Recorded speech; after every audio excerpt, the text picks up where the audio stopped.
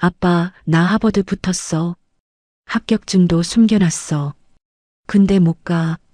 이모가 돈 없다고 공장이나 가래. 폭우가 쏟아지는 공동묘지, 한 소년이 묘비를 붙잡고 울부짖고 있었습니다. 그 처절한 목소리에 발걸음을 멈춘 한 노신사가 있었습니다. 대한민국 재계 1위 대성그룹의 회장, 강진태였습니다. 방금 뭐라고 했니? 회장의 물음에 소녀는 겁에 질린 짐승처럼 뒷걸음질 쳤습니다. 자, 잘못했어요. 다시는 안 올게요. 신고만 하지 마세요. 소년이 도망친 자리에는 빗물에 젖은 낡은 문제집과 찢어진 가족사진 한 장이 남아 있었습니다. 그날 15년간 감춰져 있던 끔찍한 진실의 봉인이 풀렸습니다. 죽은 아들의 핏줄을 지옥 속에 가둬둔 자들을 향한 핏빛 복수국, 별빛 달빛 사연입니다. 오늘의 사연 지금 시작합니다. 구독해 주시면 채널 운용하는데 도움이 됩니다. 하늘이 뚫린 것처럼 억수 같은 장대비가 쏟아지고 있습니다. 검은색 대형 세단 한 대가 물을 튀기며 추모공원 입구에 멈춰 섰습니다. 우산을 든 경호원들이 급하게 차 문으로 달려가 뒷좌석 문을 열었습니다. 차에서 내리는 강진태의 구두는 땅에 닿자마자 진흙탕에 젖어 들어갔습니다. 강진태가 지팡이를 짚으며 무거운 숨을 내쉬었습니다. 후, 옆에서 비서실장이 다급하게 우산을 받쳐들며 말했습니다. 회장님, 비가 너무 많이 옵니다. 잠시 관리사무소에서 기다리시는 게 좋겠습니다. 강진태가 비서실장을 노려보며 지팡이로 바닥을 쿵 찍었습니다. 비켜. 내 아들 보러 가는 길이다.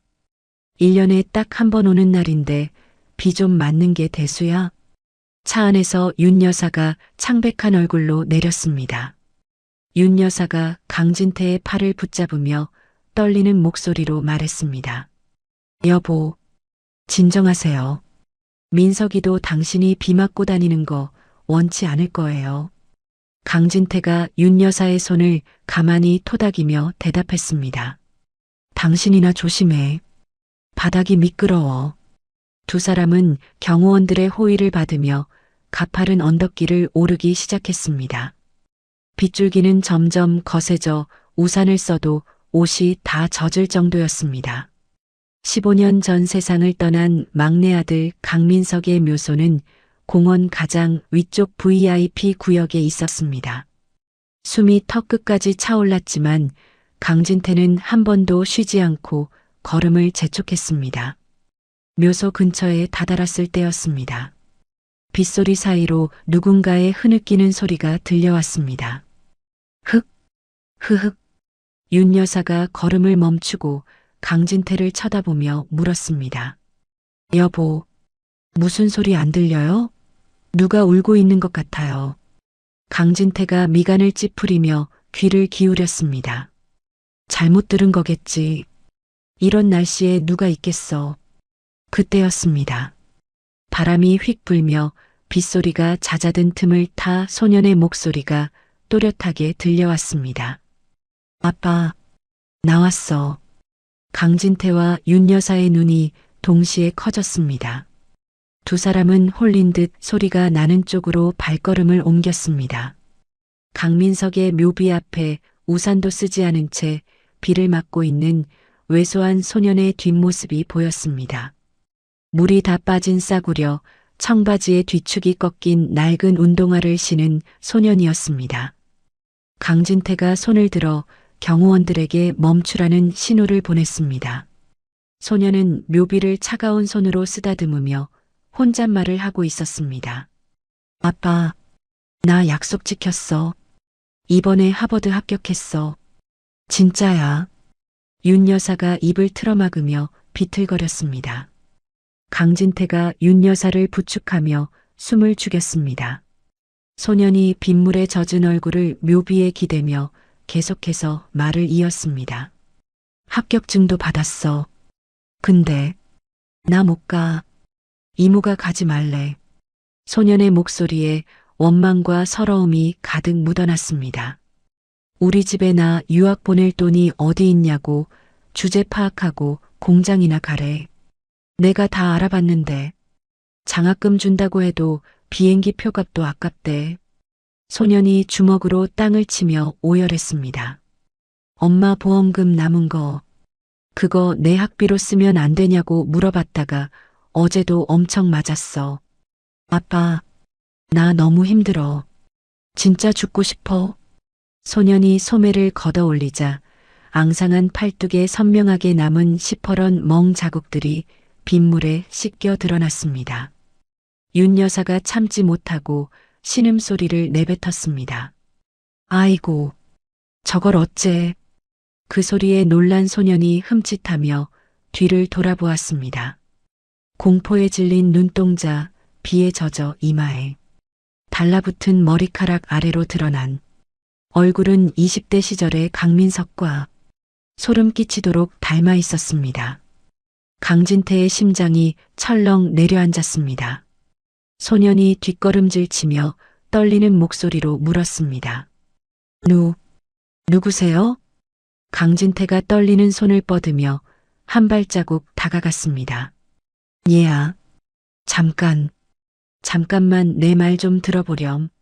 소년은 강진태의 고급 양복과 뒤에 서 있는 덩치 큰 경호원들을 보고 사색이 되었습니다. 죄송해요. 다시는 안 올게요. 제발 때리지 마세요. 신고만 하지 마세요. 소년은 바닥에 놓아두었던 비닐 파일을 챙기려다 손이 미끄러워 허둥지둥 떨어뜨렸습니다. 강진태가 다급하게 소리쳤습니다. 기다려라. 해치려는 게 아니다. 하지만 소년은 이미 겁에 질려 있었습니다. 소년은 파일을 그대로 둔 채 빗속을 뚫고 숲길 사이로 도망치기 시작했습니다. 강진태가 지팡이를 내던지며 고함을 쳤습니다. 뭐하고 있어?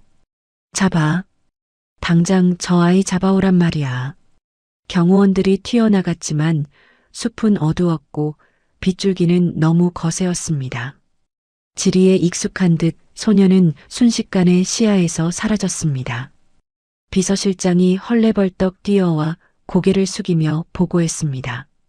죄송합니다, 회장님. 놓쳤습니다. 산 아래쪽으로 도주한 것 같습니다.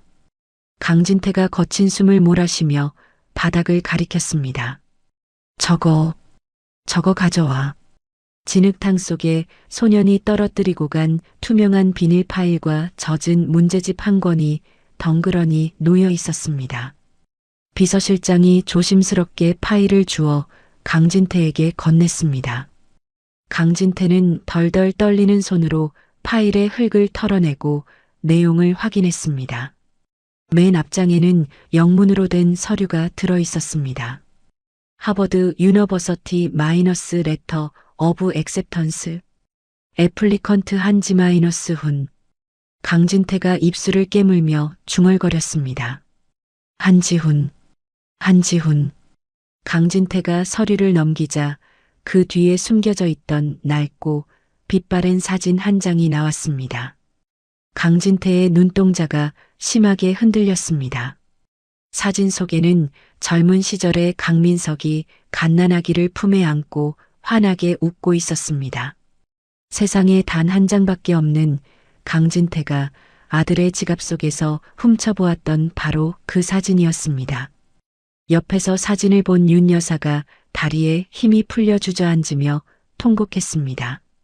여보, 민석이에요. 우리 민석이가 맞아요. 저 아기가 우리 손자였어요. 윤 여사가 가슴을 치며 울부짖었습니다. 우리가 몰랐어요. 내 새끼 핏줄이 살아있는 줄도 모르고 저런 꼴로 살게 내버려뒀어요. 강진태는 아무 말도 하지 못하고 사진을 꽉 움켜쥐었습니다. 사진 위로 빗방울이 뚝뚝 떨어져 강민석의 얼굴을 적셨습니다. 강진태의 눈에서도 뜨거운 눈물이 흘러내렸습니다. 아들이 죽던 날 반대했던 결혼을 후회하며 가슴을 쳤던 기억이 되살아났습니다. 그때 며느리가 임신 중이라는 소문을 들었지만 애써 무시했던 자신의 비겁함이 뼈저리게 후회되었습니다. 김 실장, 강진태의 목소리는 지옥에서 올라온 듯 낮고 차가웠습니다. 비서실장이 긴장한 표정으로 대답했습니다. 네, 회장님. 강진태가 묘비가 있는 방향을 노려보며 말했습니다. 지금 당장 가용할 수 있는 모든 인력을 동원해. 비서실장이 마른 침을 삼키며 물었습니다. 어떤 지시입니까? 강진태가 이가 갈리는 소리가 날 정도로 턱에 힘을 주며 말했습니다. 방금 그 아이 한지훈이라고 했다. 쥐새끼 한 마리 놓치지 말고 이 근방을 샅샅이 뒤져서 찾아내. 강진태가 합격증을 쥔 손을 부들부들 떨었습니다. 그리고 내 손주를 저 따위로 방치하고 감히 하버드 합격증을 받은 아이에게 공장이나 가라고 짓거린 그 이모라는 작자. 그 여자의 신상, 거주지, 재산 내역, 지난 15년 동안 어떻게 살았는지 모조리 털어와. 비서실장이 즉시 전화를 꺼내들며 대답했습니다. 알겠습니다. 바로 정보팀 가동하겠습니다. 강진태가 빗물에 젖은 문제집을 집어들었습니다. 귀퉁이가 닳고 다른 문제집 표지에는 한지훈이라는 이름이 삐뚤빼뚤하게 적혀 있었습니다. 강진태가 문제집을 품에 안으며 윤 여사를 일으켜 세웠습니다. 일어나요. 여기서 이러고 있을 때가 아니야. 아이를 찾아야지. 윤 여사가 눈물 범벅이 된 얼굴로 고개를 끄덕였습니다. 그래요. 찾아야죠. 찾아서 따뜻한 밥이라도 먹여야죠. 그 마른 몸 좀 보세요. 뼈밖에 안 남았어요.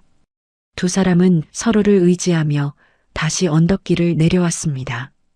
차에 탄 강진태는 창밖으로 쏟아지는 비를 하염없이 바라보았습니다.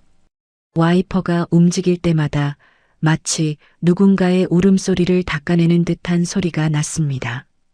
강진태가 주먹을 꽉 쥐며 나지막이 은조렸습니다. 내 핏줄이 그런 꼴로 살고 있었다면 오늘 내 눈에 띈 것을 신에게 감사하게 될 것이다. 하지만 만약 그 여자가 내 손자에게 털끝만큼이라도 해를 입혔다면 강진태의 눈빛이 번뜩였습니다. 그것은 기업 총수의 눈이 아니었습니다. 새끼를 잃고 분노에 찬 맹수의 눈이었습니다. 살아서 지옥을 보게 만들어주마. 차는 미끄러지듯 추모공원을 빠져나갔습니다. 폭풍우가 몰아치는 하늘 아래 거대한 복수의 서막이 오르고 있었습니다. 서울 변두리의 낡은 다세대 주택 반지하. 현관문을 열자마자 곰팡이 냄새와 습기가 뒤섞인 눅눅한 공기가 훅 끼쳐왔습니다. 지우는 흠뻑 젖은 운동화를 벗어 한쪽 구석에 조심스레 놓았습니다.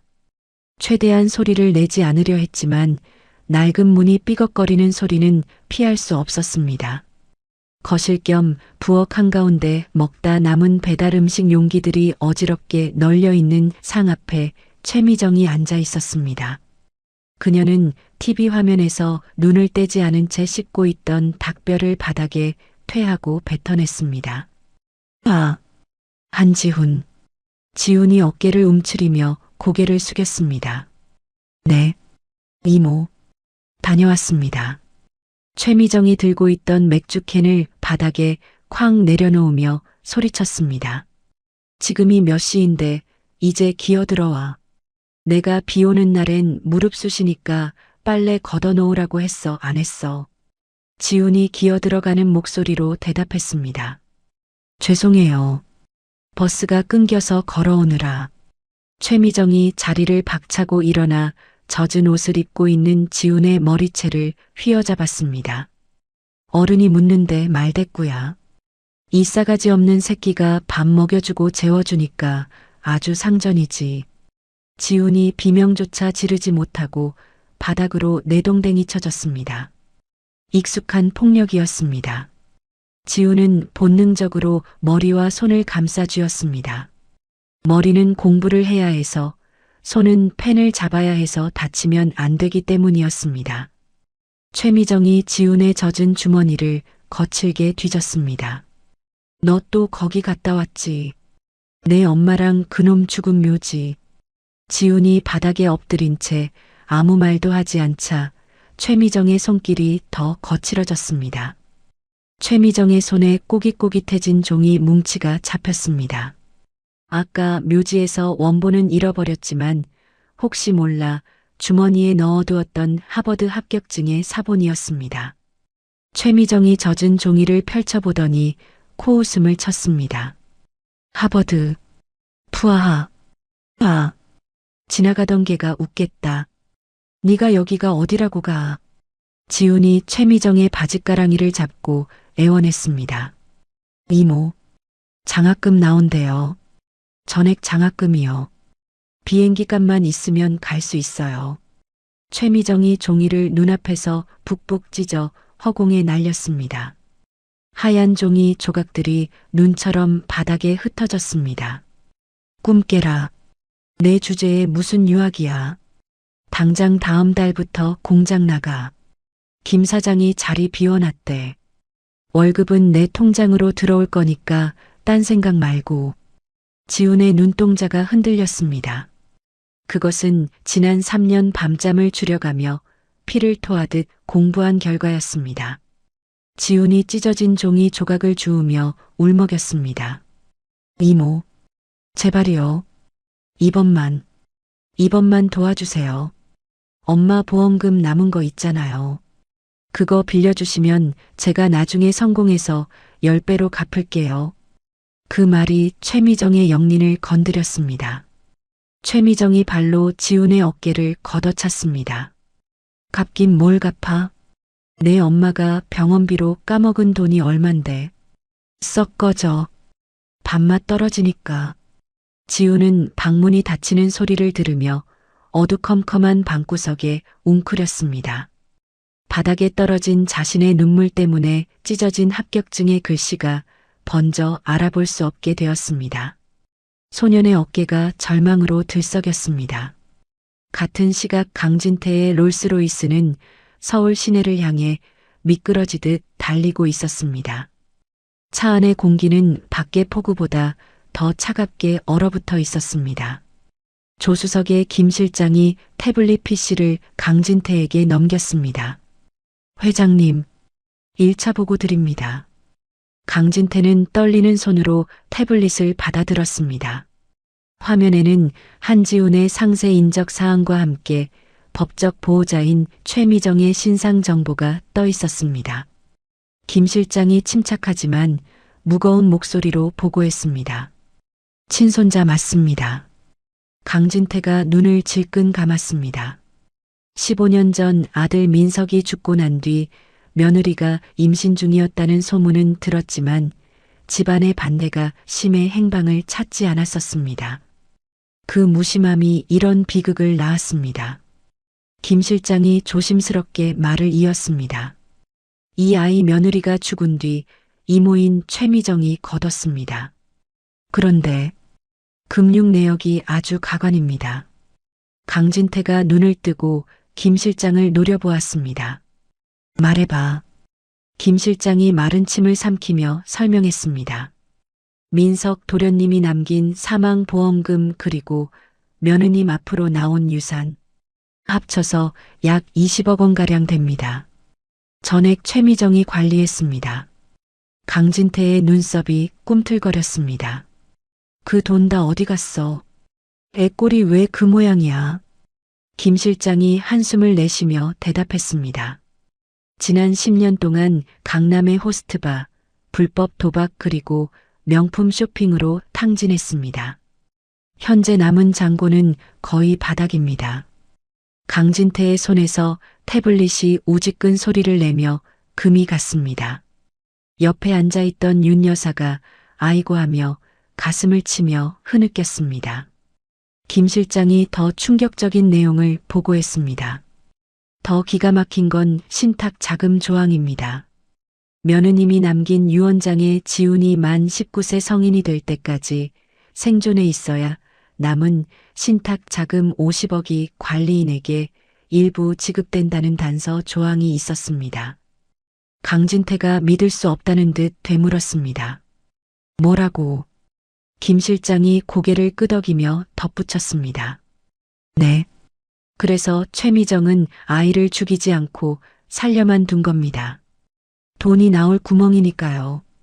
지훈 도련님 초등학교 이후로 학교도 안 보냈습니다. 병원 기록을 보니 타박상, 골절, 상습적인 학대 정황이 명백합니다. 윤 여사가 비명을 지르며 강진태의 옷자락을 잡았습니다. 여보, 어떡해요? 우리 손자, 불쌍해서 어떡해요? 김 실장이 마지막으로 결정적인 증거를 내밀었습니다. 그리고 이것 좀 보십시오. 정보팀이 최미정의 집 컴퓨터를 해킹해서 찾은 파일입니다. 화면에는 조작된 유전자 검사 결과지와 입양 서류가 떠 있었습니다. 지훈 도련님이 회장님의 핏줄이 아니라고 속이기 위해 미리 만들어둔 가짜 서류들입니다. 아이에게도 계속해서 너는 주워온 자식이다. 친자식이 아니다라고 세뇌시켰을 가능성이 큽니다. 강진태의 머릿속에서 이성이라는 끈이 툭 끊어졌습니다. 천재적인 머리를 가진 아이가 학교도 가지 못한 채 골방에 갇혀 매를 맞으며 혼자 하버드에 합격했습니다. 그것도 부모의 목숨값을 훔쳐간 이모라는 작자 밑에서. 차 돌려. 운전기사가 백미러로 강진태의 눈치를 살피며 물었습니다. 예, 회장님. 지금 본사회의가. 강진태가 고함을 질렀습니다. 차 돌리라고. 강진태의 고함 소리에 운전기사가 화들짝 놀라 핸들을 꺾었습니다. 그 집으로 간다. 지금 당장. 김 실장이 걱정스러운 표정으로 말렸습니다. 회장님, 직접 가시는 건 위험할 수도 있습니다. 경찰을 대동하시는 게. 강진태가 살기로 번들거리는 눈으로 창밖을 노려보았습니다. 내가 직접 봐야겠어. 내 새끼 밥그릇 뺏어 먹고 내 핏줄을 짐승처럼 부린 그 여자 낯짝을 내 눈으로 똑똑히 봐야겠다고. 강진태는 더 이상 점잖은 그룹 총수가 아니었습니다. 김 실장, 법무팀 전원 대기시켜. 그리고 경호팀 2조, 3조 전부 그 집 앞으로 집결해. 문 따고 들어갈 거니까 준비하라고 해. 거대한 세단이 빗물을 튀기며 급격하게 유턴했습니다. 화려한 도심을 뒤로하고 내비게이션은 도시의 가장 어둡고 낮은 곳, 지훈이 갇혀있는 반지하를 가리키고 있었습니다. 같은 시각 최미정은 안절부절 못하며 방 안을 서성거리고 있었습니다. 지훈이 묘지에서 잃어버렸다는 합격증 원본이 마음에 걸렸습니다. 혹시라도 누군가 그걸 주워서 신고라도 한다면, 혹은 지훈이 도망쳐서 강 회장이라도 만난다면 모든 게 끝장이었습니다. 게다가 곧 지훈의 생일이 다가오고 있었습니다. 성인이 되면 지훈이 직접 유산 상속권을 주장할 수 있게 됩니다. 안 돼. 그 돈이 어떤 돈인데. 내가 다 가질 거야. 최미정이 결심한 듯 휴대폰을 꺼내 어디론가 전화를 걸었습니다. 여보세요. 김 원장님. 나예요, 최미정. 수화기 너머로 끈적한 목소리가 들려왔습니다. 아이고, 최 여사님. 웬일이십니까, 이 밤중에. 최미정이 손톱을 물어뜯으며 다급하게 말했습니다. 지난번에 말했던 거, 그거 오늘 합시다. 지금 당장. 김 원장이 당황한 듯 물었습니다. 네. 이번 수속 말씀이십니까? 서류 준비도 아직 안 됐는데. 최미정이 악을 썼습니다.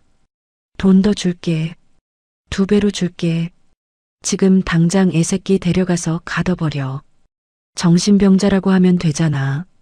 요즘 헛것 보고 헛소리 한다고. 최미정은 지훈이 있는 방문을 흘끔 쳐다보며 목소리를 낮췄습니다. 하버드니 뭐니 하면서 망상에 빠져 있어.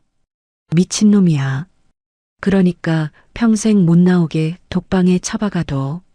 전화를 끄는 최미정은 서랍에서 미리 위조해둔 진단서와 동의서를 꺼냈습니다. 그녀의 입가에 비릿한 미소가 번졌습니다. 지훈아, 이모가 널 위해서 아주 좋은 곳을 마련했어. 거기서 편하게 지내렴. 죽을 때까지. 밖에는 천둥이 치고 비바람이 몰아치고 있었습니다. 분노한 호랑이와 탐욕스러운 마녀가 한 곳을 향해 달리고 있었습니다. 폭풍우가 몰아치는 밤, 운명의 시간이 다가오고 있었습니다. 강진태의 차량 행렬이 지훈이 사는 달동네 입구에 들어섰을 때였습니다. 좁고 가파른 골목길 탓에 거대한 세단이 굉음을 내며 힘겹게 언덕을 오르고 있었습니다. 하늘에서는 구멍이라도 난 듯 폭우가 쏟아져 앞이 제대로 보이지 않을 지경이었습니다. 그때 검은 우비를 입은 한 남자가 빗속을 뚫고 롤스로이스 앞을 가로막았습니다. 기익. 급정거 소리와 함께 경호원들이 차에서 뛰쳐나갔습니다. 경호원들이 남자의 팔을 꺾으며 소리쳤습니다. 비켜. 죽고 싶어? 여기가 어디라고 길을 막아. 남자가 빗물에 젖은 얼굴을 들며 절박하게 외쳤습니다. 회장님, 강진태 회장님을 뵈러 왔습니다. 제발 문 좀 열어주십시오. 경호원이 남자를 끌어내려 하자 남자가 차창을 두드리며 다시 소리쳤습니다. 민석이, 강민석 친구 김현수입니다. 회장님, 제발이요. 차 안에서 그 소리를 들은 강진태의 눈빛이 변했습니다. 민석이라는 이름은 강진태에게 있어 절대 무시할 수 없는 주문과도 같았습니다. 강진태가 차창을 내리며 말했습니다. 잠깐, 멈춰라. 경호원들이 물러나자 김현수가 차창에 매달리며 숨을 몰아쉬었습니다. 그는 15년 전 아들의 장례식장에서 오열하던 대학 동기이자 변호사 김현수였습니다. 자니가, 여긴 어쩐 일인가? 김현수가 울먹이며 품 안에서 비닐로 꽁꽁 싸맨 작은 저장 장치를 꺼냈습니다. 지훈이를 구하러 가시는 길이죠. 저도 함께 가야 합니다. 이걸 들으셔야 합니다. 강진태가 눈짓을 하자 비서실장이 저장 장치를 받아 차 안의 노트북에 연결했습니다. 김현수가 빗물을 닦아낼 생각도 못한 채 설명을 이어갔습니다. 민석이가 사고 당하기 며칠 전 저에게 맡겨둔 녹음 파일입니다. 혹시 자신에게 무슨 일이 생기면 훗날 아이가 컸을 때 전해달라고. 하지만 그 여자가 아이를 숨기는 바람에 지금까지 찾을 수가 없었습니다. 강진태의 손이 떨리기 시작했습니다. 노트북 화면에서 파일이 재생되자 차 안에는 지직거리는 노이즈와 함께 두 여자의 목소리가 흘러나왔습니다. 하나는 힘없이 죽어가는 지훈 친모의 목소리였고 다른 하나는 최미정의 날카로운 목소리였습니다. 언니, 그냥 죽어. 언니가 죽어야 보험금이 나와. 그래야 나도 살고 그 핏덩이도 살지. 윤 여사가 입을 틀어막으며 비명을 삼켰습니다. 미정아, 제발 119 좀. 약 먹었잖아. 조금만 참아. 금방 편해질 거야. 애는 내가 키워준다니까? 형부가 남긴 유산 그거 다 내고 되는 거 알지? 지훈이 놈 내 돈줄이야. 강진태의 주먹이 부들부들 떨렸습니다. 단순한 학대가 아니었습니다. 이것은 살인 방조였고 처음부터 철저하게 계획된 사기극이었습니다. 김현수가 차 문을 잡으며 말을 이었습니다. 지훈이가 하버드에 원서를 넣을 수 있었던 건 몰래 저와 연락이 닿았기 때문입니다. 제가 추천서를 썼습니다. 녀석은 천재입니다, 회장님. 그 지옥 같은 곳에서 살아남으려고 할아버지 앞에 당당히 서려고 목숨 걸고 공부했습니다. 김현수의 눈이 공포로 커졌습니다. 그런데 오늘 밤 그 여자가 지훈이를 처리한다고 했습니다. 사설 구급차를 불렀어요. 정신병원에 강제 입원시켜서 평생 못 나오게 하겠다고. 강진태의 눈동자에 핏발이 섰습니다. 강진태가 운전기사의 어깨를 짚으며 고함을 질렀습니다. 밟아. 당장 밟아. 차가 못 가면 밀고서라도 올라가. 롤스로이스가 엔진 소리를 높이며 좁은 골목길을 향해 돌진했습니다. 같은 시각 지훈의 집 현관문이 부서질 듯 두드려졌습니다. 쾅, 쾅, 쾅. 방구석에 웅크리고 있던 지훈이 공포에 질린 눈으로 현관을 바라보았습니다. 밖에서 낯선 남자의 목소리가 들려왔습니다. 문 열어. 신고받고 왔습니다. 최미정이 기다렸다는 듯 비릿한 미소를 지으며 문을 열어주었습니다. 구급대원 복장을 한 건장한 사내 2명이 들이닥쳤습니다. 그들의 눈빛은 사람을 구하는 대원이 아니라 사냥감을 노리는 맹수 같았습니다. 지훈이 뒷걸음질치며 물었습니다. 이모, 누구세요? 왜 그래요? 최미정이 팔짱을 끼며 뻔뻔한 목소리로 거짓말을 늘어놓았습니다. 지훈아, 이모가 널 위해서 병원을 좀 알아봤어. 너 요즘 헛것도 보고 이상한 소리 하잖아. 하버드니 뭐니 하면서. 지훈이 고개를 저으며 소리쳤습니다. 저 멀쩡해요. 안 가요. 이거 나요. 지훈이 도망치려 했지만 사내들은 익숙한 솜씨로 지훈의 팔을 꺾고 침대에 밀착시켰습니다. 사내 중 한 명이 낮게 으르렁거렸습니다. 환자분, 진정하세요. 보호자 동의 받았습니다. 얌전히 따라오세요. 지훈이 발버둥 치며 침대 시트를 움켜쥐었습니다. 이거 불법이야. 나, 살려주세요. 지훈의 저항은 거셌지만 역부족이었습니다. 사내 중 하나가 품에서 주사기를 꺼냈습니다. 강력한 진정제였습니다. 지훈이 주사기를 보고 눈을 크게 뜨며 절규했습니다. 안 돼. 나 공부해야 돼. 할아버지 만나야 된다고. 지훈의 외침은 주사바늘이 팔에 꽂히며 잦아들었습니다. 시야가 흐릿해지고 몸이 물먹은 솜처럼 늘어졌습니다. 최미정은 그 모습을 보며 혀를 찼습니다. 진작에 말 좀 듣지. 독한 놈. 내 발로 나갈 생각은 꿈도 꾸지 마라. 거기 들어가면 죽어서나 나오는 거야. 최미정은 지훈의 옷주머니를 뒤져 꼬깃꼬깃한 아빠의 사진마저 빼앗아 쓰레기통에 버렸습니다. 사내들은 축 늘어진 지훈을 들것에 싣고 밖으로 나갔습니다.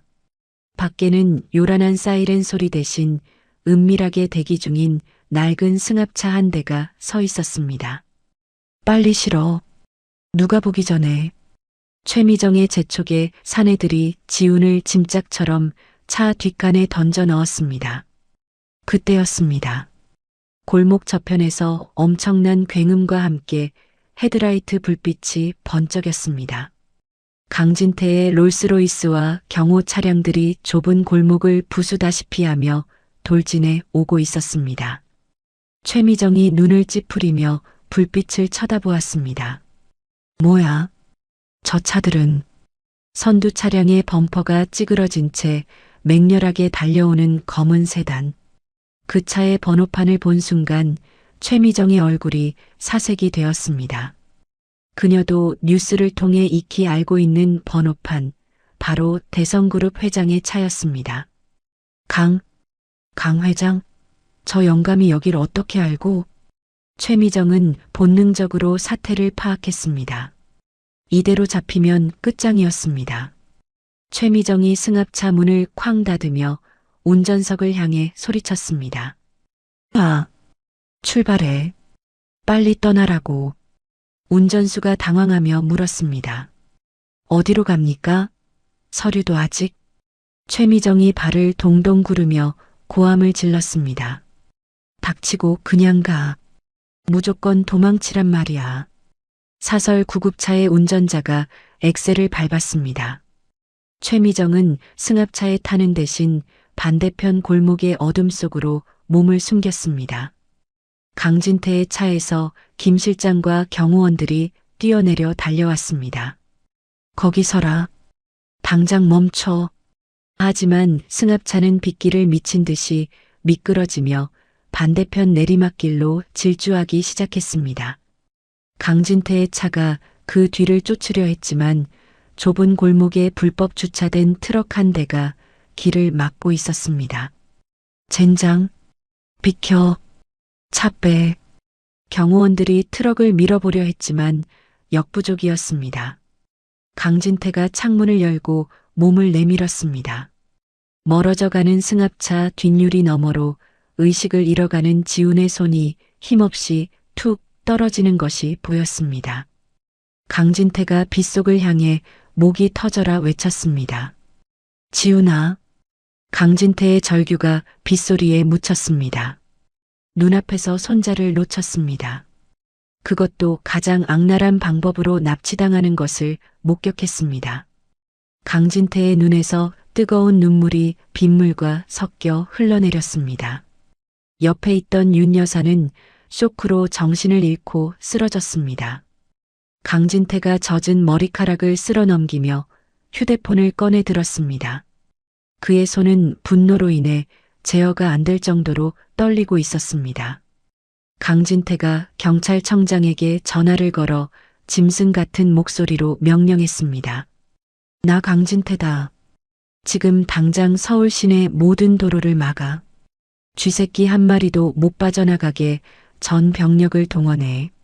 강진태가 멀리 사라진 승합차의 불빛을 노려보았습니다. 내 손자 털끝 하나라도 다치면 다 죽여버릴 거야. 위기는 끝나지 않았습니다. 이제 시작이었습니다. 사설 구급차의 뒷칸은 퀴퀴한 담배 냄새와 소독약 냄새가 뒤섞여 숨이 막힐 지경이었습니다. 짐짝처럼 구석에 처박힌 지훈의 눈꺼풀이 미세하게 떨렸습니다. 최미정이 강제로 주입하게 한 진정제가 전신을 마비시키듯 눌러왔지만 지훈은 필사적으로 정신을 붙잡고 있었습니다. 지훈이 혀를 꽉 깨물자 비릿한 피맛이 입안에 퍼지며 흐려지던 의식이 조금 돌아왔습니다. 이대로 가면 끝이다. 다시는 세상 빛을 못 본다. 지훈은 흐릿한 시야로 흔들리는 차 천장을 바라보았습니다. 운전석과 조수석에 앉은 납치범들은 빗길 운전에 신경이 곤두서 있었습니다. 운전대를 잡은 사내가 거칠게 핸들을 꺾으며 투덜거렸습니다. 아우, 비 더럽게 오네. 아, 이 길 맞냐? 내비게이션이 왜 이래? 조수석에 앉은 사내가 뒤를 힐끔거리며 대답했습니다. 산길이라 그래. 조용히 좀 해봐. 근데 아까 그 할배차 따돌린 거 맞냐? 계속 쫓아오는 거 아니지? 운전수가 백미러를 보며 코웃음을 쳤습니다. 걱정 마. 이 빗속에 롤스로이스가 이 좁은 산길을 어떻게 쫓아오냐? 다 따돌렸어. 그들이 말다툼을 벌이는 사이 지훈은 뒷문 손잡이를 노려보았습니다. 오래된 승합차는 덜컹거릴 때마다 문틈 사이로 찬바람이 숭숭 들어오고 있었습니다. 잠금 장치가 녹이 슬어 헐거워 보였습니다. 기회는 한 번뿐이야. 지훈은 묶인 손목을 비틀어 억지로 풀려 하지 않았습니다. 대신 몸을 웅크려 두 발로 뒷문 하단을 단단히 지지했습니다.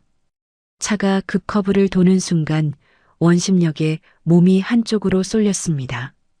지훈은 그때를 놓치지 않고 있는 힘껏 발로 문을 걷어찼습니다. 쾅! 녹슨 문이 기괴한 금소금을 내며 활짝 열렸습니다. 차 안으로 거센 비바람이 몰아쳤습니다. 운전수가 기겁하며 소리쳤습니다. 뭐야? 문이 왜 열려? 운전수가 급브레이크를 밟으려 했지만 빗길에 바퀴가 헛돌며 차가 휘청거렸습니다. 지훈은 망설임 없이 칠흑 같은 어둠 속으로 몸을 던졌습니다. 으악! 아스팔트 바닥에 어깨가 부딪히는 끔찍한 고통과 함께 지훈의 몸이 가드레일 및 비탈길로 굴러떨어졌습니다. 날카로운 나뭇가지와 돌부리에 온몸이 긁히고 찢겨나갔지만 지훈은 비명을 지를 힘도 아껴야 했습니다. 진흙탕 속에 처박힌 지훈은 찢어진 이마에서 흐르는 피를 닦아낼 새도 없이 엉금엉금 기었습니다. 위쪽 도로에서 차가 멈추는 소리와 함께 사내들의 욕설이 들려왔습니다. 아, 내려가서 찾아. 놓치면 우리 다 죽어. 빨리 손전등 켜. 사내들의 손전등 불빛이 빗줄기를 가르며 숲속을 훑기 시작했습니다. 지훈은 본능적으로 불빛을 피해 더 깊은 숲, 더 아래쪽 도로를 향해 몸을 끌었습니다. 다리가 부러진 듯 감각이 없었지만 살아야 한다는 일념 하나가 그를 움직이게 했습니다. 아빠, 도와줘. 나 여기서 죽기 싫어. 할아버지 만나야 해. 진흙범벅이 된 손이 젖은 풀을 움켜쥐었습니다. 저 멀리 아래쪽 도로에서 희미한 자동차 불빛이 보였습니다. 지훈은 마지막 남은 힘을 짜내 비탈을 미끄러져 내려갔습니다. 같은 시각 강진태의 차량 행렬은 놓친 승합차를 찾기 위해 산 아래 국도를 샅샅이 훑고 있었습니다. 조수석의 김 실장이 난감한 표정으로 뒤를 돌아보았습니다. 회장님, 이 근방은 샛길이 너무 많아서 찾기가 쉽지 않습니다. 경찰 쪽에선 아직 소식이. 강진태가 창밖을 내다보며 표효했습니다. 닥치고 찾아. 내 손자가 이 빗속 어딘가에 있다고. 못 찾으면 우리 다 여기서 죽는 거야. 강진태의 눈은 붉게 충혈되어 있었습니다. 그때 선두에 서 있던 경호 차량이 급정거하며 붉은 브레이크 등을 켰습니다. 기익. 강진태의 차도 덩달아 멈췄습니다. 강진태가 앞좌석을 치며 소리쳤습니다. 뭐야? 무슨 일이야? 앞차의 경호팀장이 무전기에 대고 급박하게 외쳤습니다. 회장님, 전방 도로변에 사람이 쓰러져 있습니다. 아이 같습니다. 강진태의 심장이 멎는 듯 했습니다. 그는 우산을 챙길 겨를도 없이 차 문을 열고 빗속으로 뛰쳐나갔습니다. 헤드라이트 불빛이 비추는 젖은 아스팔트 위 흙투성이가 된 채 웅크리고 있는 작은 체구가 보였습니다. 강진태가 덜덜 떨리는 다리로 다가가 아이의 몸을 뒤집었습니다. 흙탕물로 범벅이 된 얼굴, 찢어진 이마에서 피가 흐르고 있었습니다. 강진태의 시선이 아이의 앙상한 목에 걸려있는 은빛 물체에 고정되었습니다. 반쪽짜리 하트 모양의 펜던트였습니다. 15년 전 강진태가 아들 민석의 생일에 선물했던 세상에 단 하나뿐인 주문 제작품이었습니다. 나머지 반쪽은 지금도 강진태의 서재 금고 속에 보관되어 있었습니다. 지훈아. 강진태의 목에서 끓는 듯한 소리가 터져 나왔습니다. 의식을 잃어가던 지훈이 힘겹게 눈을 떴습니다. 눈앞에 흐릿하게 보이는 노신사의 얼굴. 아빠 사진 옆에서 항상 보았던, 꿈에서도 그토록 만나고 싶었던 할아버지였습니다. 아버지. 지훈의 갈라진 입술 사이로 가느다란 목소리가 새어나왔습니다. 강진태가 지훈의 머리를 감싸 안으며 목이 메어 대답했습니다. 그래. 할애비다. 내가 왔다. 늦어서 미안하다. 정말 미안하다. 강진태는 지훈을 와락 끌어안았습니다. 값비싼 이태리 양복이 진흙으로 더러워지는 건 안중에도 없었습니다. 차가운 빗속에서 지훈의 몸은 불덩이처럼 뜨거웠습니다. 뒤따라 내린 윤 여사가 지훈의 앙상한 다리를 보고 비명을 지르며 주저앉았습니다. 아이고, 내 새끼. 다리가 왜 이래. 지훈은 헛소리를 중얼거리며 강진태의 옷자락을 꽉 쥐었습니다. 이거 나 공부해야 돼. 이모가 하버드 못 가게 해. 때리지 마세요. 지훈의 소나기 힘이 얼마나 간절한지 느껴져 강진태는 억장이 무너져 내렸습니다. 강진태가 지훈의 귓가에 대고 단호하게 속삭였습니다. 아무도 너 못 건드린다. 이제 아무도 널 막을 수 없어. 내가 다 죽여버릴 테니까. 강진태는 지훈을 번쩍 안아 올렸습니다. 노인의 어디서 그런 힘이 나왔는지 모를 괴력이었습니다. 강진태가 경호원들을 향해 사자후를 토해냈습니다. 병원으로 간다. 제일 빠른 길로 뚫어. 경찰차 불러서 에스코트 하라고 해. 강진태의 호령에 경호원들이 일사불란하게 움직였습니다. 지훈은 따뜻한 가죽 시트 위에 눕혀졌습니다. 윤 여사가 떨리는 손으로 담요를 덮어주며 지훈의 얼굴에 묻은 흙을 수건으로 닦아냈습니다. 지훈아, 알미다. 조금만 참아라. 응? 제발 눈 좀 떠봐. 지훈은 난생 처음 느껴보는 따뜻하고 부드러운 감촉 그리고 자신을 바라보는 애틋한 눈빛들 속에서 비로소 안도감을 느꼈습니다. 긴장이 풀리자 암흑 같은 졸음이 몰려왔습니다. 아빠, 나 이제 산 거야? 지훈의 고개가 툭 떨어졌습니다. 윤 여사가 놀라 지훈의 손을 잡으며 울먹였습니다. 여보, 애가 숨을 이상하게 쉬어요. 강진태가 운전기사의 어깨를 쥐며 소리쳤습니다. 더 빨리, 무조건 빨리 가. 강진태는 잠든 손자의 손을 두 손으로 감싸 쥐었습니다. 그의 눈은 어둠 속에 숨어 있을 최미정을 향한 서늘한 복수심으로 타오르고 있었습니다. 빗줄기는 조금씩 잦아들고 있었고 구름 사이로 희미한 달빛이 롤스로이스의 보닛 위를 비추기 시작했습니다. 지옥 같던 밤이 지나고 여명이 밝아오고 있었습니다. 강진태가 지훈의 손등에 입을 맞추며 맹세했습니다. 이제부터는 할아버지가 널 지킬게. 세상 그 누구도 널 건드리지 못하게 할 거야. 반드시. 차가운 밤 공기를 가르며 대성그룹의 차량 행렬이 병원을 향해 질주했습니다. 그것은 단순한 이동이 아니었습니다. 가장 소중한 보물을 지키기 위한 필사적인 탈출이었습니다. 한 달 후 서울 시내의 한 특급 호텔 그랜드 볼룸. 대성그룹 창립 50주년 기념 행사가 열리는 연회장은 대한민국 정재계 인사들과 수많은 취재진으로 발 디딜 틈이 없었습니다. 천장에 매달린 거대한 크리스털 샹들리에가 눈부신 빛을 뿜어내고 있었습니다. 단상에 오른 강진태가 마이크를 잡았습니다. 그의 표정은 그 어느 때보다 자신감에 차 있었습니다. 귀한 발걸음 해주신 내외 귀빈 여러분 감사합니다. 좌중의 시선이 강진태에게 집중되었습니다. 강진태가 잠시 숨을 고르더니 힘있는 목소리로 말을 이었습니다. 오늘 저는 우리 대성그룹의 새로운 50년을 이끌어갈 미래를 소개하려 합니다.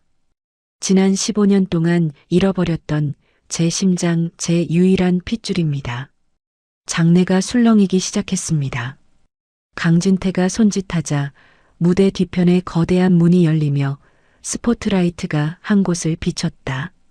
제 친손자 강지훈 군입니다. 우레와 같은 박수 소리와 함께 말끔한 네이비색 수트를 입은 청년이 걸어 나왔습니다. 한 달 전 휠체어에 실려 병원으로 들어갈 때와는 딴판이었습니다. 영양실조로 헬쑥했던 볼에는 제법 살이 올랐고 늘 주눅들어 굽어있던 어깨는 당당하게 펴져 있었습니다. 학대받던 소년의 모습은 온데간데없고 기품 있는 재벌과 자제의 아우라가 뿜어져 나왔습니다. 카메라 플래시가 번개처럼 터졌습니다. 지훈은 잠시 눈부신 조명에 눈을 깜빡였지만 이내 맨 앞줄에서 인자하게 웃고 있는 윤 여사를 보며 안정을 되찾았습니다. 지훈이 단상에 올라 마이크를 잡았습니다. 안녕하십니까? 강지훈입니다. 지훈의 목소리는 떨리지만 단단했습니다. 저는 불과 한 달 전까지만 해도 곰팡이 핀 반지하 방에서 문제집을 풀던 아이였습니다. 누군가는 저에게 주제 파악하고 공장이나 가라고 했습니다. 장내가 찬물을 끼얹은 듯 조용해졌습니다. 지훈이 객석을 천천히 둘러보며 말을 이었습니다. 하지만 저는 포기하지 않았습니다. 하늘에 계신 아버지와의 약속을 지키기 위해서였습니다. 월반을 거듭하며 검정고시를 치렀고 마침내 하버드 예비과정에 수석으로 합격했습니다. 지훈이 품에서 합격증을 꺼내 보이자 객석에서는 탄성이 터져 나왔습니다. 그것은 재벌가의 배경으로 얻어낸 것이 아니라 오롯이 소년의 피땀으로 일궈낸 승리의 증표였습니다. 오늘 이 자리에 설 수 있게 저를 지옥에서 꺼내주신 할아버지 할머니께 이 영광을 돌립니다. 강진태가 눈시울을 붉히며 다가와 손자의 어깨를 꽉 감싸 안았습니다.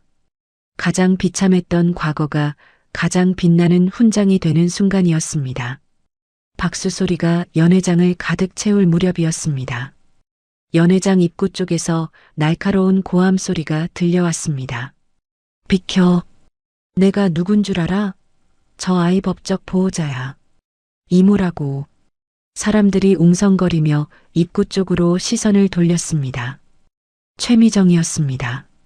한 달간의 도피 생활로 머리는 헝클어지고 행색은 초라하기 그지없었습니다. 그녀는 경호원들을 밀치며 악을 썼습니다. 아, 한지훈.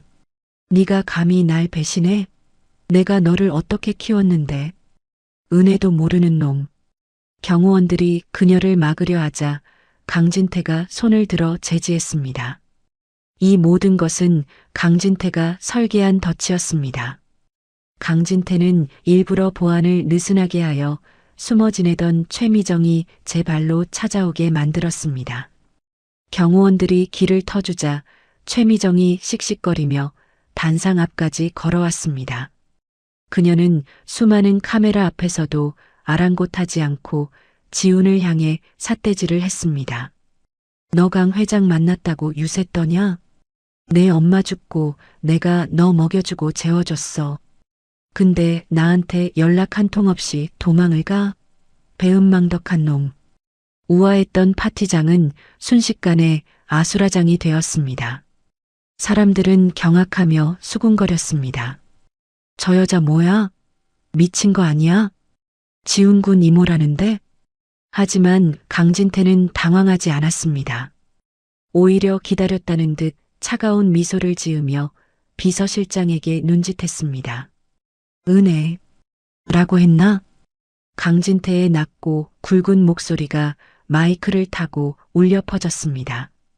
저 여자가 내 손자를 지난 15년 동안 어떻게 키웠는지 여기 계신 모든 분들께 똑똑히 보여드리죠. 강진태가 손가락을 튕기자 지훈의 뒤에 있던 초대형 LED 스크린의 화면이 바뀌었습니다. 지훈의 긍정적인 연설 영상이 사라지고 흑백의 CCTV 영상이 재생되었습니다. 충격 영상. 화면에는 지훈이 살던 곰팡이 핀 반지하 방이 나타났습니다. 최미정이 지훈을 발길질하며 소리치는 장면이 적나라하게 나왔습니다. 돈 내놔. 내 엄마 보험금 다 썼다고. 가서 돈 벌어와. 영상 속 어린 지훈이 맞으면서 비명을 지르는 소리가 스피커를 찢을 듯 울려 퍼졌습니다. 객석 곳곳에서 비난과 야유가 터져 나왔습니다. 어머 세상에. 짐승만도 못해. 저게 사람이야? 애를 저렇게 때려? 최미정의 얼굴이 사색이 되었습니다. 그녀가 뒷걸음질 치며 소리쳤습니다. 아, 아니야. 저거 조작이야. 회장이 날 모함하는 거야. 하지만 영상은 거기서 끝나지 않았습니다. 김현수 변호사가 제공한 녹취록이 자막과 함께 흘러나왔습니다. 언니 죽으면 보험금 다 내 거야. 형부가 남긴 유산? 지훈이 놈 성인 될 때까지 살려만 두면 그 돈 다 내가 쓸 수 있어. 최미정이 지훈을 죽이지 않고 키운 이유가 모성애가 아닌 돈 때문이었다는 사실이 만천하에 드러났습니다. 사람들은 입을 다물지 못했습니다. 최미정은 다리에 힘이 풀려 그 자리에 주저앉고 말았습니다. 꺼. 저거 꺼. 그때 지훈이 단상에서 내려와 최미정 앞으로 천천히 걸어왔습니다. 최미정은 지훈의 서늘한 눈빛에 압도되어 숨도 제대로 쉬지 못했습니다. 예전처럼 때리거나 소리 지를 수 없었습니다. 눈앞의 소녀는 더 이상 그녀가 알던 약해 빠진 조카가 아니었습니다. 이모. 지훈이 나지막이 불렀습니다. 하버드 합격증 찢으면서 그랬지? 주제 파악하라고. 지훈이 최미정을 내려다보며 차갑게 말했습니다. 이제 알겠어? 감옥이라는 내 주제를. 지훈의 말은 사형 선고와도 같았습니다. 곧바로 대기하고 있던 정복 경찰들이 들이닥쳐 최미정의 손목에 수갑을 채웠습니다. 최미정 씨, 아동학대 특가법 위반, 횡령, 유기치사 및 살인미수 혐의로 체포합니다. 경찰이 미란다 원칙을 고지하며 최미정을 일으켜 세웠습니다. 최미정이 발버둥 치며 울부짖었습니다. 안 돼. 이거 나. 지훈아. 이모가 잘못했어. 한 번만 봐줘. 내가 너 키웠잖아. 밥 줬잖아. 지훈은 더 이상 대꾸하지 않고 고개를 돌려버렸습니다. 최미정은 질질 끌려나가면서도 끝까지 악다구니를 썼습니다. 강지훈, 네가 날 감옥에 보내고 잘 살 것 같아? 넌 저주받았어. 평생 불행할 거야. 최미정의 목소리가 연회장 문 밖으로 사라지자 장내에는 잠시 정적이 흘렀습니다. 강진태와 윤 여사가 단상 아래로 내려와 지훈의 양손을 잡았습니다. 강진태가 떨리는 목소리로 말했습니다. 잘했다. 정말 잘했어. 이제 다 끝났다. 악은 처단되었고 지훈은 완벽하게 승리했습니다. 사람들이 하나둘 박수를 치기 시작하더니 이내 우레와 같은 함성이 터져 나왔습니다. 지훈은 할아버지와 할머니의 손을 잡고 환호하는 사람들을 향해 처음으로 환한 미소를 지어 보였습니다. 윤 여사가 지훈의 볼을 쓰다듬으며 웃었습니다. 우리 강아지, 이제 꽃길만 걷자. 할미가 맛있는 거 많이 해줄게. 지훈이 고개를 끄덕이며 대답하려 했습니다. 네, 할머니, 저 이제 행복. 그 순간이었습니다. 지훈의 세상이 핑 도는 듯한 어지러움이 몰려왔습니다. 코끝에서 뜨뜻미지근한 액체가 울컥 쏟아졌습니다. 어머, 피. 지훈군 코에서 피가. 누군가의 비명소리에 강진태가 놀라 지훈을 쳐다보았습니다. 붉은 선혈이 지훈의 하얀 셔츠 위로 뚝뚝 떨어져 붉은 꽃을 피우고 있었습니다. 지훈아? 지훈이 코를 막으려 손을 들어 올렸지만 손가락 사이를 뚫고 피가 콸콸 쏟아졌습니다. 다리에 힘이 풀리며 몸이 허공으로 기울었습니다. 강진태가 비호처럼 몸을 날려 쓰러지는 지훈을 받아 안았습니다. 지훈아, 정신 차려. 왜 이래? 지훈의 눈동자가 흰자위를 보이며 뒤집혔습니다. 가장 행복해야 할 순간 지훈의 의식이 암전되며 파티장의 화려한 조명이 흐릿하게 멀어졌습니다. 바닥에 떨어진 붉은 핏방울이 대리석 바닥을 타고 번져나가고 있었습니다. 화려했던 연회장은 순식간에 비명과 공포로 가득 찬 아수라장이 되었습니다. 지훈의 코에서 쏟아진 피는 멈출 기미를 보이지 않고 흰 셔츠를 붉게 물들이고 있었습니다. 강진태가 바닥에 주저앉아 축 늘어진 지훈을 끌어안고 울부짖었습니다. 지훈아, 정신 차려라. 눈 좀 떠봐. 윤 여사가 덜덜 떨리는 손으로 지훈의 얼굴을 감싸쥐었습니다. 지훈의 얼굴은 밀랍 인형처럼 하얗게 질려 핏기가 하나도 없었습니다. 의사 불러요. 여기 의사 없어요? 우리 손자가 죽어가요.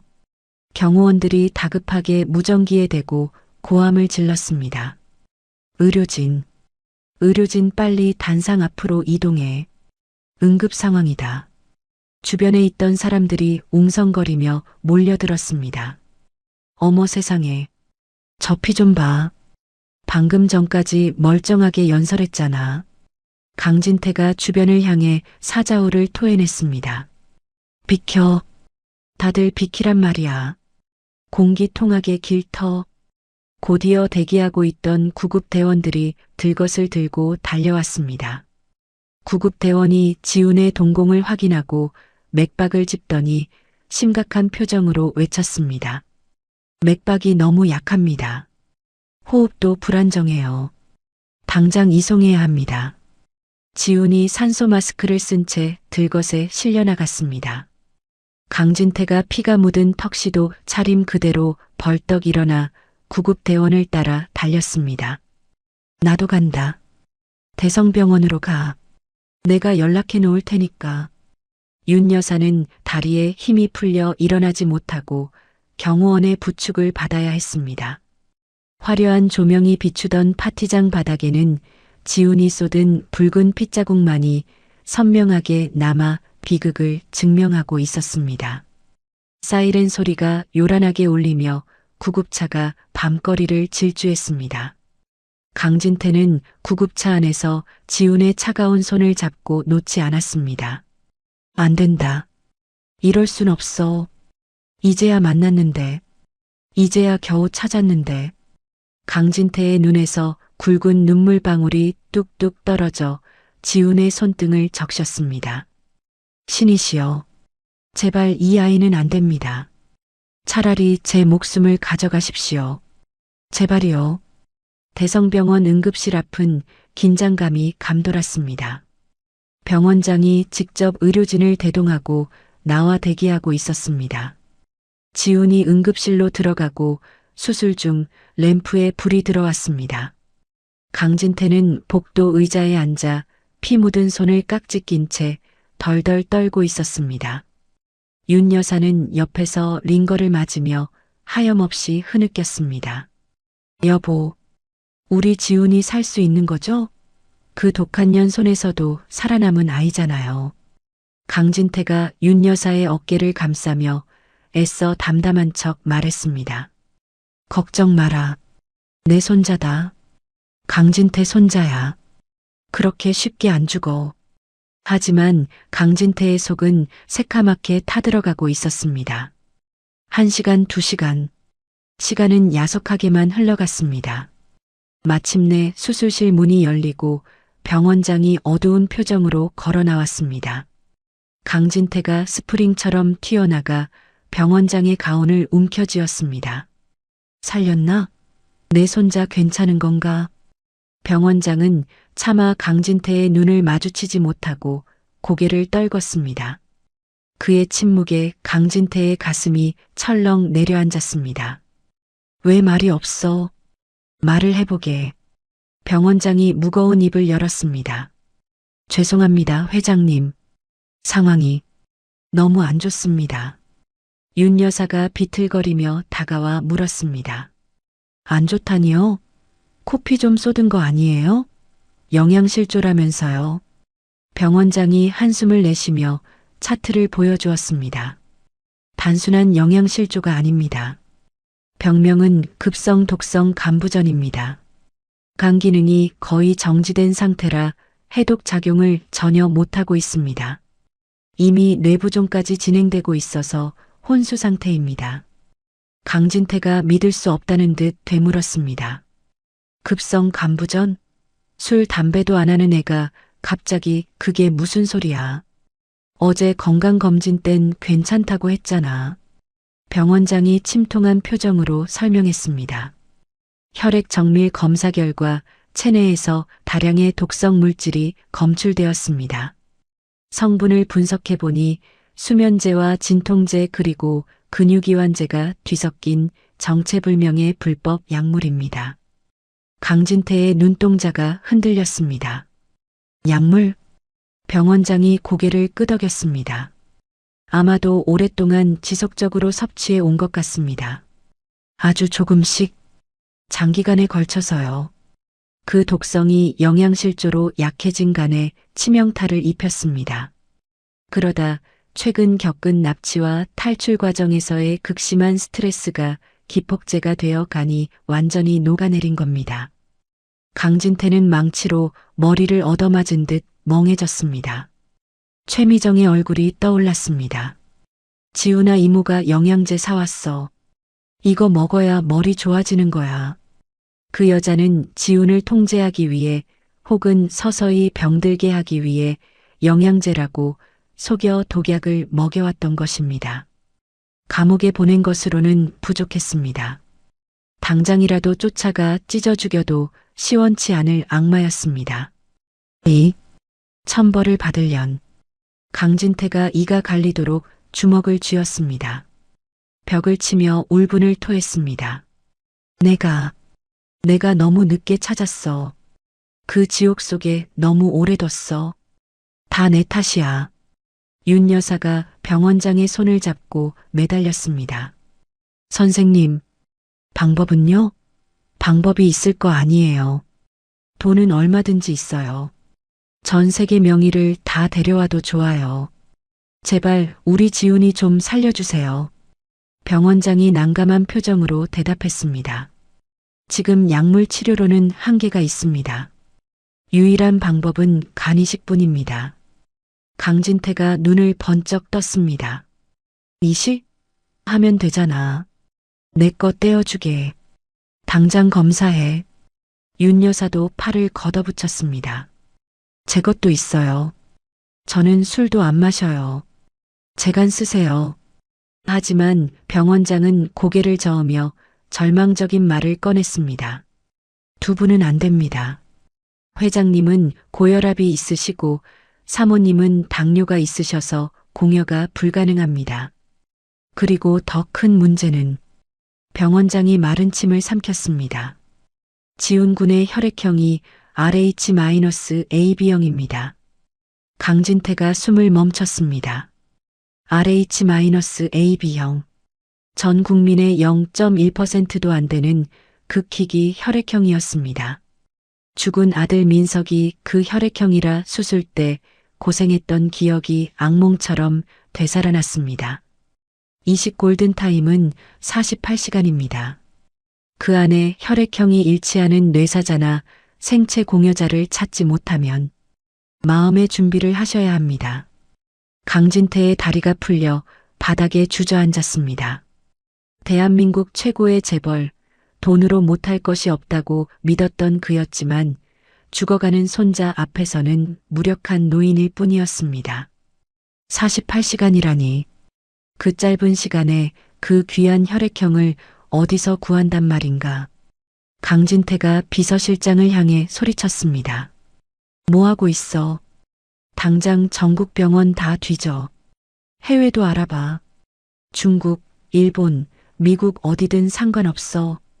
RH-AB형간 찾으면 내 전 재산을 다 준다고 해. 100억? 1000억?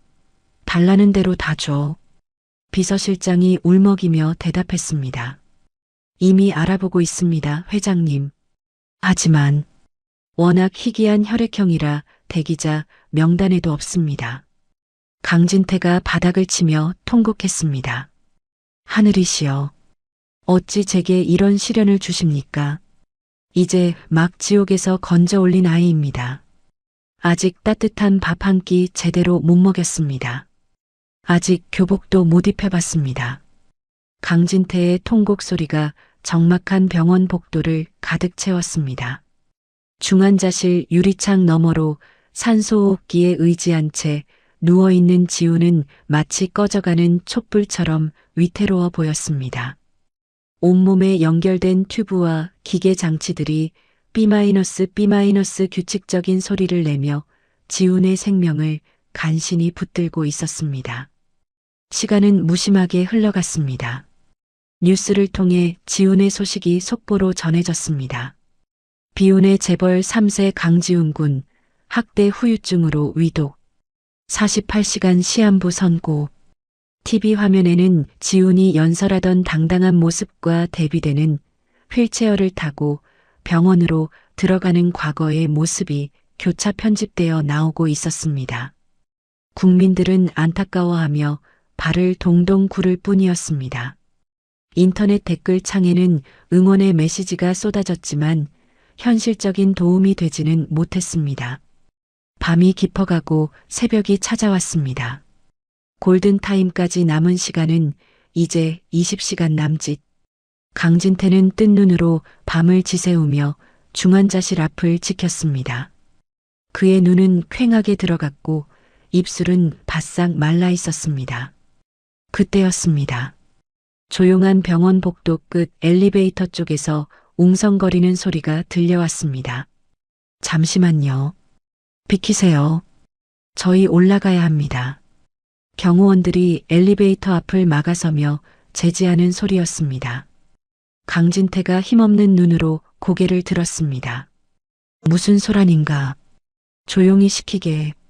비서실장이 확인하러 뛰어가더니 당황한 표정으로 돌아왔습니다. 회장님, 저게. 강진태가 지팡이를 짚고 일어섰습니다.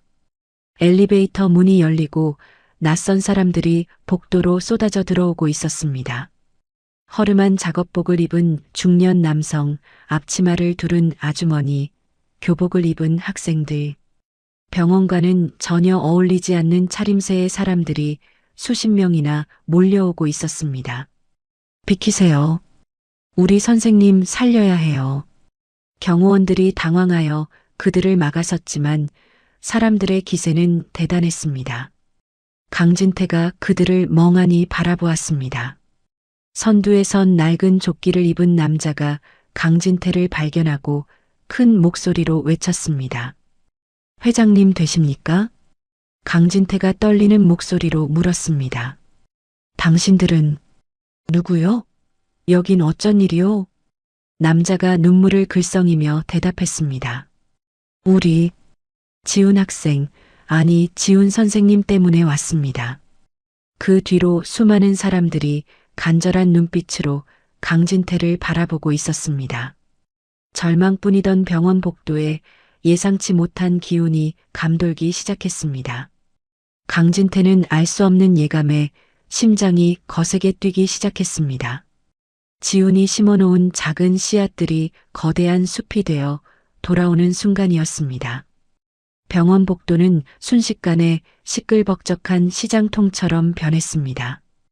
허름한 작업복, 생선 비린내가 배어있는 앞치마, 흙 묻은 등산복 차림의 사람들이 경호원들과 대치하고 있었습니다. 그들 뒤로는 교복을 입은 학생 수십 명이 걱정스러운 표정으로 서성이고 있었습니다. 강진태가 지팡이를 짚고 그들에게 다가갔습니다. 지훈이를 아십니까? 낡은 배달조끼를 입은 중년 남자가 헬멧을 벗으며 앞으로 나섰습니다. 그의 얼굴은 햇볕에 검게 그을려 있었고 눈가에는 주름이 가득했습니다. 회장님 되십니까? 저는 김철수라고 합니다.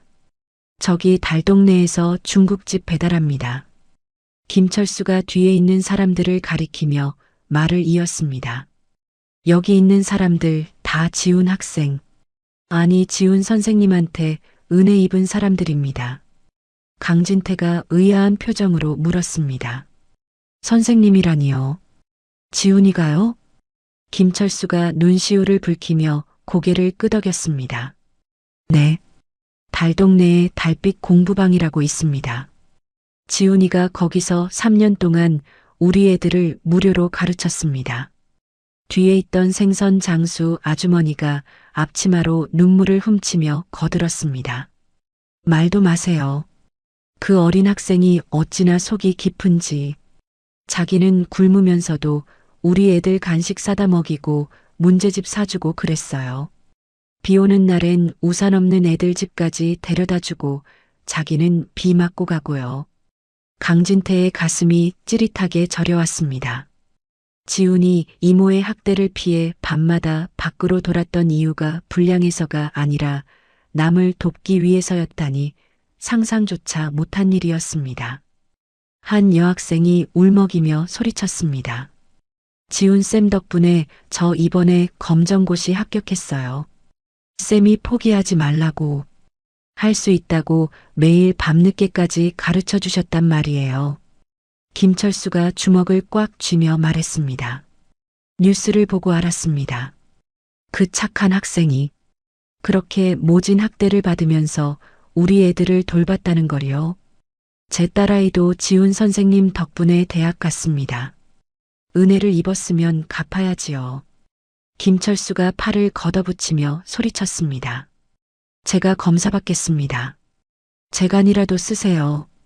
제 피라도 다 뽑아가세요. 그러자 뒤에 있던 사람들이 너도 나도 손을 들며 외쳤습니다.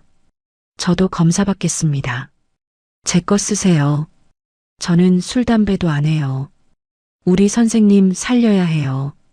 강진태는 그들의 투박한 손을 잡고 뜨거운 눈물을 쏟았습니다. 돈으로도 살 수 없었던 생명이 지훈의 따뜻한 마음 덕분에 기적처럼 찾아온 것이었습니다. 강진태가 고개를 숙이며 오열했습니다. 감사합니다. 정말 감사합니다. 제 손자가 헛살지 않았군요. 정말 감사합니다. 병원장이 다급하게 의료진에게 지시했습니다. 지금 당장 혈액형 검사 시작해. 한 분도 빠짐없이 다 검사해. 병원 로비와 복도는 순식간에 임시 검사소로 변했습니다. 소식을 듣고 전국 각지에서 몰려온 시민들까지 합세해 병원 밖까지 긴 줄이 늘어섰습니다. 의료진이 쉴 새 없이 체열을 하고 검사 키트를 돌렸습니다. 하지만 RH-AB형은 워낙 희귀한 혈액형이라 쉽게 나타나지 않았습니다. 불일치입니다. 이분도 아니에요. 시간은 계속 흐르고 골든타임은 10시간도 채 남지 않았습니다. 강진태와 윤 여사는 초조한 마음으로 검사 과정을 지켜보았습니다. 그때 검사실에서 간호사가 벅찬 목소리로 뛰쳐나왔습니다. 찾았습니다. 일치자가 나왔어요. 강진태가 벌떡 일어났습니다. 정말인가? 누군가? 간호사가 뒤를 가리켰습니다. 놀랍게도 아까 맨 앞에서 말했던 배달기사 김철수와 생선 장수 아주머니였습니다. 두 분이나 계십니다. 두 분 다 RH-AB형이고 간 크기와 조직 적합성도 완벽하게 일치합니다.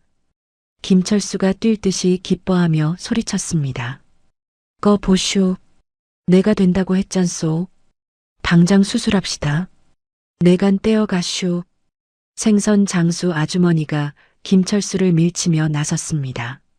아저씨는 술 많이 먹어서 안 돼요. 내 거 써요. 내 간이 싱싱해. 서로 자신의 장기를 주겠다고 다투는 기이하고도 아름다운 광경에 의료진마저 눈시울을 붉혔습니다. 강진태가 두 사람 앞에 무릎을 꿇었습니다. 이 은혜, 죽을 때까지 잊지 않겠습니다. 제 전 재산을 다 드려도 모자랍니다.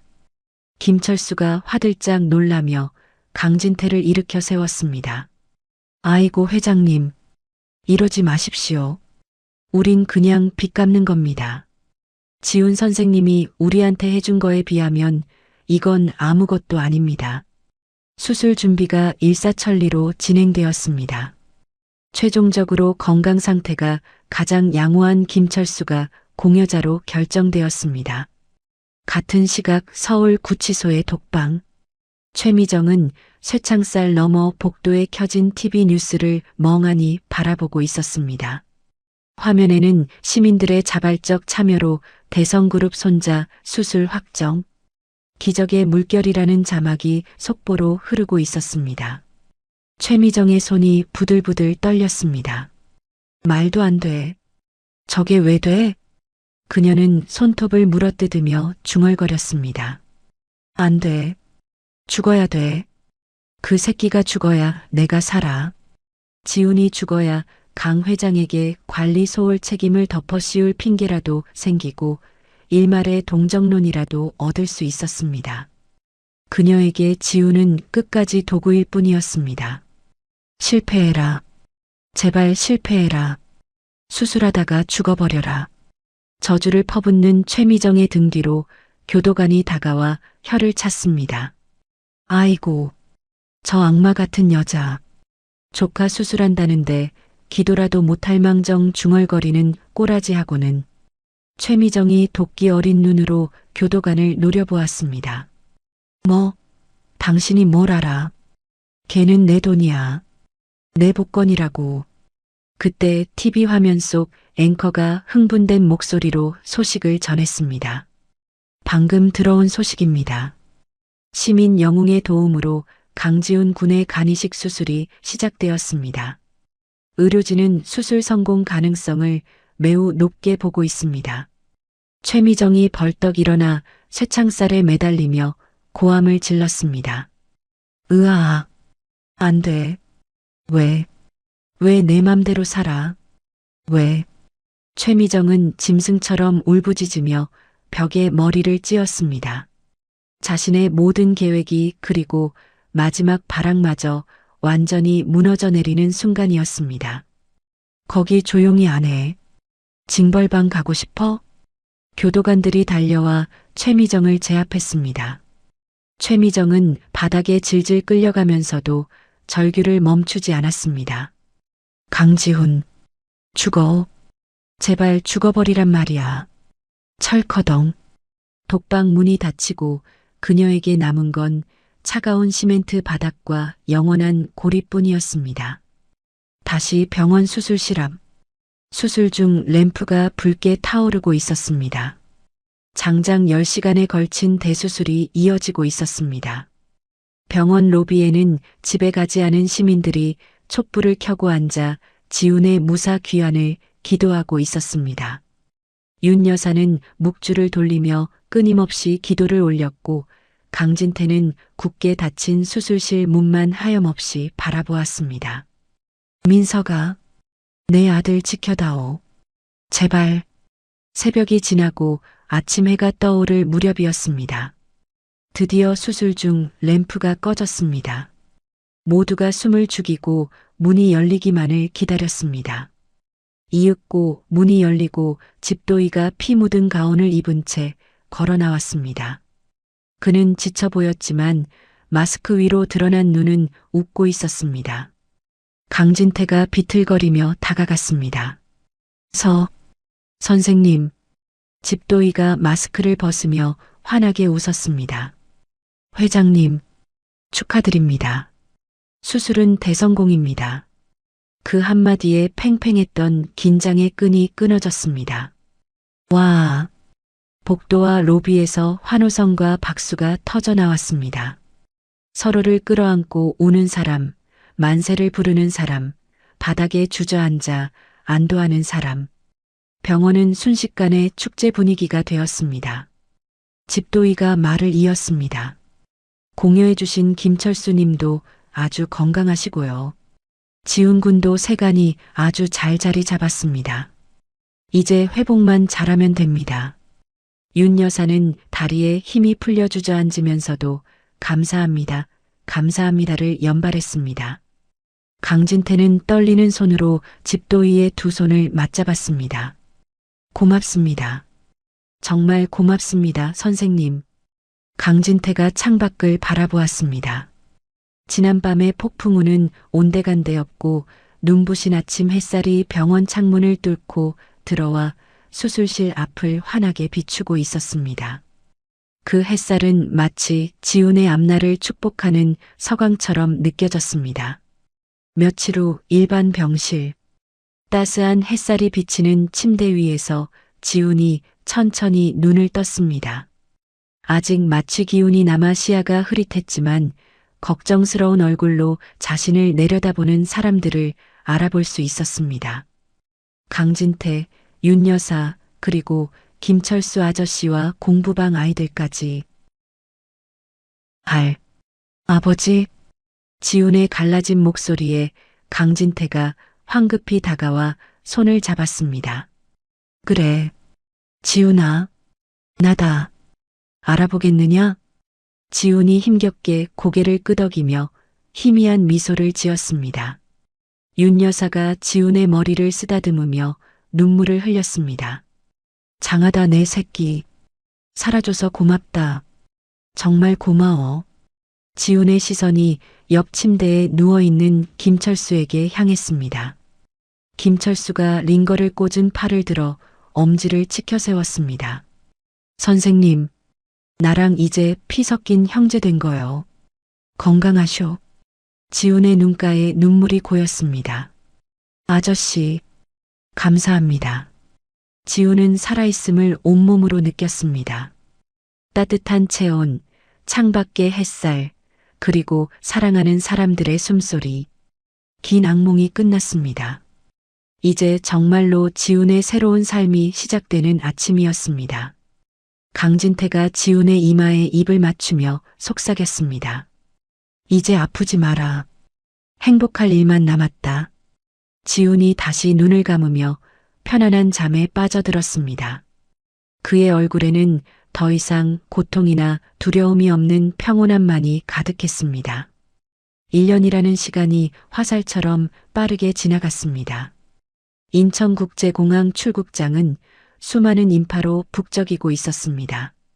유리창 너머로 눈부신 햇살이 쏟아져 들어와 바닥을 황금빛으로 물들이고 있었습니다. 자동문이 열리고 말끔한 캐주얼 정장 차림의 청년이 트롤리를 밀며 나타났습니다. 지훈이었습니다. 1년 전 휠체어에 실려 병원 복도를 오가던 창백하고 앙상했던 소년의 모습은 이제 어디서도 찾아볼 수 없었습니다. 잘 먹고 운동한 덕분에 어깨는 떡 벌어졌고 볼에는 건강한 혈색이 돌았습니다. 옆에서 윤 여사가 지훈의 옷매무새를 다듬으며 노파심에 몇 번이고 당부했습니다. 지훈아, 약 챙겼지? 비타민도 꼭 챙겨 먹고 밥 거르면 절대 안 된다. 공부한다고 밤새우지 말고 잠도 꼬박꼬박 자야 해. 지훈이 환하게 웃으며 윤 여사의 손을 잡았습니다. 걱정 마세요, 할머니. 저 이제 천하장사예요. 의사 선생님도 놀랄 만큼 튼튼해졌잖아요. 윤 여사가 지훈의 손등을 어루만지며 눈시울을 붉혔습니다. 그래도 걱정이 되는 걸 어떡하니? 우리 강아지 떼어놓고 어떻게 살지 벌써부터 막막하다. 강진태는 뒷짐을 지고 먼 산을 보는 척 서 있었지만 선글라스 너머의 눈가는 이미 촉촉하게 젖어 있었습니다. 강진태가 헛기침을 하며 지훈의 어깨를 두드렸습니다. 사내 대장부가 큰 뜻을 품고 떠나는데 눈물은 무슨. 가서 내 뜻을 마음껏 펼치거라. 강진태가 선글라스를 고쳤으며 진지한 목소리로 덧붙였습니다. 명심해라. 너는 대성그룹의 손자로서 가는 게 아니다. 인간 강지훈으로서 세상을 배우고 오는 거야. 배경 믿고 거들먹거리지 말고 항상 겸손해야 한다. 지훈이 허리를 꼿꼿이 세우고 씩씩하게 대답했습니다. 네, 할아버지, 명심하겠습니다. 반드시 훌륭한 사람이 돼서 돌아올게요. 저 살려주신 모든 분들께 보답할 수 있게요. 그때 출국장 저편에서 왁자지껄한 소리와 함께 익숙한 목소리들이 들려왔습니다. 지훈 선생님, 여기에요. 여기. 지훈이 고개를 돌리자 놀라운 광경이 펼쳐졌습니다. 지훈에게 간을 나눠주었던 배달기사 김철수와 생선가게, 아주머니 그리고 공부방 아이들이 우르르 몰려오고 있었습니다. 그들의 손에는 삐뚤빼뚤한 글씨로 쓴 현수막이 들려 있었습니다. 자랑스러운 우리 강지훈 선생님, 하버드 접수하고 오세요. 달동리가 응원합니다. 지훈의 코끝이 찡해졌습니다. 김철수가 헬멧을 옆구리에 끼고 달려와 지훈의 손을 덥석 잡았습니다. 아이고 선생님, 우리가 좀 늦었지? 오토바이가 고장 나는 바람에 뛰어오느라 혼났네. 생선가게 아주머니가 검은 비닐봉지를 지훈의 트롤리에 실어주며 말했습니다. 이거 마른 반찬이야. 미국 가면 한국 음식 생각날 텐데 밥이랑 같이 먹어. 내가 새벽부터 볶았어. 지훈이 울컥하는 마음을 누르며 고개를 숙였습니다. 아저씨, 아주머니, 정말 감사합니다. 공부방 아이들도 다들 너무 고마워요. 아이들이 지훈에게 매달리며 제잘거렸습니다. 쌤, 미국 가서 금발 미녀 사귀면 안 돼요. 공부 열심히 해서 꼭 훌륭한 검사님 되세요. 지훈이 아이들의 머리를 하나하나 쓰다듬어 주었습니다. 공항에 있던 많은 사람들이 이 흐뭇한 이별의 현장을 미소 띤 얼굴로 바라보았습니다. 출국 안내 방송이 흘러나왔습니다. 지훈은 마지막으로 강진태와 윤 여사를 와락 끌어안았습니다. 다녀오겠습니다. 사랑해요. 윤 여사가 지훈의 등을 토닥이며 흐느꼈습니다. 그래, 잘 다녀와라. 아프지 말고. 전화 자주 하고. 강진태도 지훈을 꽉 안아주며 등을 두드려 주었습니다. 건강해라. 그거면 된다. 지훈이 뒤를 돌아 출국 심사대로 걸어갔습니다. 그의 뒷모습은 더 이상 도망치는 소년의 것이 아니었습니다. 넓은 세상을 향해 비상하는 독수리의 날갯짓처럼 당당하고 거침없었습니다. 강진태는 멀어지는 손자의 뒷모습을 끝까지 지켜보며 마음속으로 아들에게 속삭였습니다. 민서가, 봤느냐? 내 아들이 저렇게 멋지게 컸다. 이제 걱정 말고 편히 쉬거라. 지훈이 게이트 안으로 사라질 때까지 사람들은 자리를 뜨지 않고 손을 흔들었습니다. 시간은 흐르는 강물처럼 멈추지 않고 흘러갔습니다. 어느덧 6년이라는 세월이 지났습니다. 초여름의 싱그러운 바람이 부는 추모공원. 6년 전 그날처럼 비가 오는 대신 따사로운 햇살과 살랑이는 바람이 불어오는 날이었습니다. 공원 입구로 검은색 관용차 한 대가 미끄러지듯 들어와 멈췄습니다. 운전기사가 문을 열자 늠름한 청년이 차에서 내렸습니다. 지훈이었습니다.